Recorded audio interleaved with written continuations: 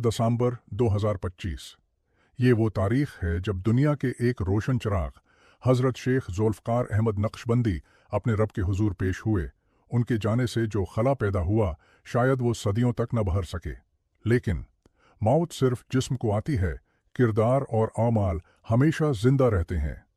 हज़रत अपनी 72 साला ज़िंदगी में हमें बहुत कुछ सिखा गए, मगर आज की इस वीडियो में हम उनके 4 खुफिया मामूलात से पर्दा उठाएंगे जो उनकी विलायत का राज थे।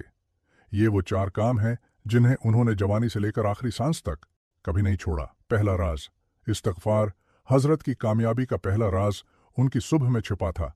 जब दुनिया गहरी नींद में सो रही होती थी, हज़रत अपने रब को मनाने के लिए जाग जाते थे।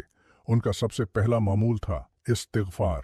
हज़रत फरमाते थे कि इंसान का दिल शीशे की तरह है, दिन भर के गुनाह इस पर गर्द डाल देते हैं। इसलिए वो फजर की नमाज से पहले रोज़ाना 1000 मरतबा इस्तिग़फ़ार पढ़ते थे। सिर्फ ज़ुबान से नहीं बल्कि दिल की गहराइयों से तौबा करते थे। यही वो अमल था जिसने उनके दिल को आईने की तरह साफ कर दिया था। अगर आप चाहते हैं कि आपकी दुआओं में असर पैदा हो तो हज़रत की तरह दिन का आगाज़ तौबा से करें। दूसरा राज दुरूद शरीफ। दिल साफ करने के बाद हज़रत का दूसरा मामूल था इश्क़ रसूल। हज़रत शेख का यह जुमला याद रखिएगा, बेअदब कभी बामुराद नहीं हो सकता। वो फजर से पहले ही इस्तिग़फ़ार के फ़ौरन बाद 1000 मरतबा दुरूद शरीफ का नजराना पेश करते थे। सोचिए, जिसका दिन ही 1000 बार नबी करीम सल्लल्लाहु अलैहि वसल्लम पर दुरूद भेजने से शुरू हो, उसके दिन में परेशानी कैसे आ सकती है। हज़रत फरमाते थे कि दुरूद शरीफ पढ़ने वाले की परेशानियां अल्लाह खुद हल फरमा देता है। यह उनका वो राज था जिसने उन्हें दुनिया भर में इज्जत दी। तीसरा राज रिज़्क़ और बरकत।